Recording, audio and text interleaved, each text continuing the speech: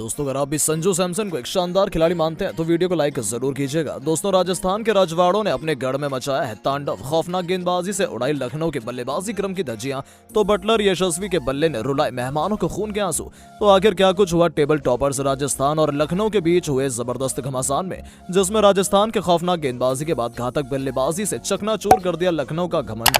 रोंगटे खड़े कर देने वाले इस महामुकाबले की पूरी हाईलाइट हम आपको दिखाएंगे।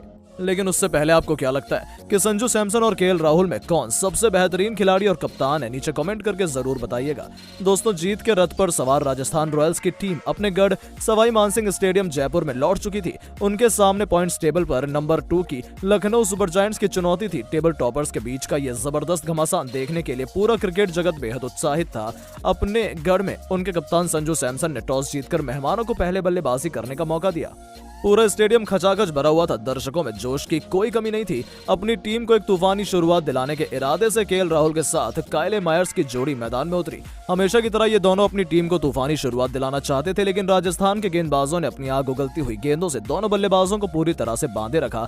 गेंद और बल्ले का संपर्क भी बड़ी मुश्किल से हो रहा था। उनकी बल्लेबाजी देख ऐसा लग रहा था कि T20 क्रिकेट में टेस्ट मैच खेला जा रहा हो। आपको बता दें, हालत ऐसी थी कि 6 ओवरों में कछुए की रफ्तार से लखनऊ की टीम केवल 37 रन तक पहुंच पाई थी। उन दोनों ने अपनी टीम को बेहद सधी हुई शुरुआत दिलाई। यहां से किसी भी कीमत पर रनों की रफ्तार बढ़ाने की जरूरत थी और अचानक से दोनों खिलाड़ी अपने गियर में बदलाव कर एक के बाद एक चौके छक्कों से बात करना शुरू कर चुके थे। अचानक से मुकाबला पलटने लगा था, क्योंकि पावर प्ले में खराब शुरुआत करने वाली लखनऊ बहुत तेजी से 80 रनों के पार चली गई थी। लेकिन उनका यह प्लान ज्यादा देर तक लंबा नहीं चला। होल्डर को बड़ा शॉट लगाने के प्रयास में राहुल बटलर ने अपना कैच थमाकर वापस लौट गए। उन्होंने 32 गेंदों पर 4 चौकों और एक छक्के की बदौलत 39 रनों की पारी खेली थी।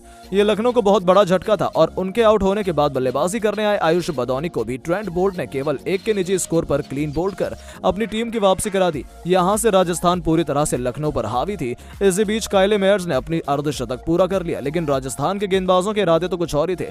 जब ऐसा लगा था कि बल्लेबाज अब राजस्थान को छोड़ेगा नहीं, राजस्थान अश्विन ने एक ही ओवर में 2 बल्लेबाजों को चलता कर लखनऊ के पसीने छुड़ा दिए थे। आपको बता दें, उन्होंने पहले दीपक हुड्डा को 2 रनों से निजी स्कोर पर चलता किया, तो काइले मेयर्स उनके सामने पूरी तरह से चकमा खा गए और अश्विन ने उनके तीनों विकेट उखाड़ दिए।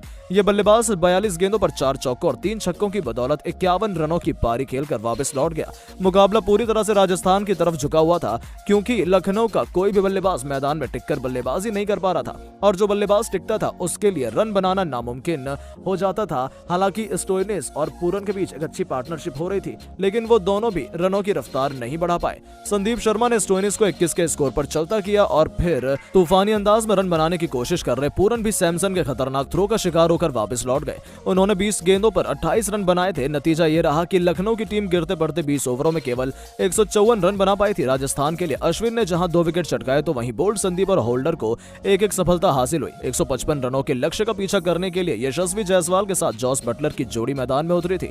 लखनऊ को जल्द से जल्द विकेटों की दरकार थी, क्योंकि लक्ष्य उतना बड़ा नहीं था। ये बात दोनों बल्लेबाज भी जानते थे। ऐसे में उन्होंने बिना जोखिम उठाए अपनी टीम को भी एक धीमी लेकिन बेहतरीन शुरुआत दिलाई। लखनऊ के गेंदबाज विकेट चटकाने के लिए एडी चोटी का जोर लगा रहे थे, लेकिन ये दोनों गलती करने के लिए राजी नहीं थे। दूसरे ओवर में ही जायसवाल ने काउंटर अटैक कर एक तूफानी छक्का और एक चौके की बदौलत 16 रनों का ओवर बटोर कर लखनऊ के गेंदबाजों को तारे दिखाना शुरू कर दिया था। जी हां, गेंद और बल्ले के बीच एक जबरदस्त मुकाबला खेला जा रहा था। युद्धवीर चरक को 112 मीटर दूर छक्के के लिए भेजकर बटलर ने 5 ओवरों में ही अपनी टीम को 34 रनों तक पहुंचा दिया था। उन्होंने राजस्थान को एक बार फिर तूफानी शुरुआत दिलाकर जीत को बेस तैयार कर दिया।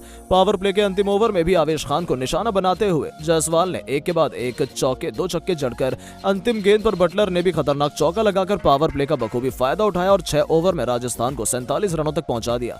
यहां से तो लखनऊ के फैंस को अपनी हार नजर आने लगी थी, क्योंकि ये दोनों ही खिलाड़ी अपनी टीम को तूफानी रफ्तार से आगे बढ़ा रहे थे। 8 ओवरों में राजस्थान ने 60 रन बना लिए थे, जहां से वो बड़ी आसानी से 155 रन बनाकर लखनऊ को कुचल कर रख देंगे और लखनऊ के लिए इस मुकाबले में वापसी करना नामुमकिन जैसा हो चुका था। लेकिन दोस्तों, आपको क्या लगता है कि लखनऊ और राजस्थान में कौन बन सकता है आईपीएल चैंपियन? हमें नीचे कमेंट करके जरूर बताएं और ऐसी शानदार खबरों के लिए चैनल को सब्सक्राइब जरूर करें। धन्यवाद।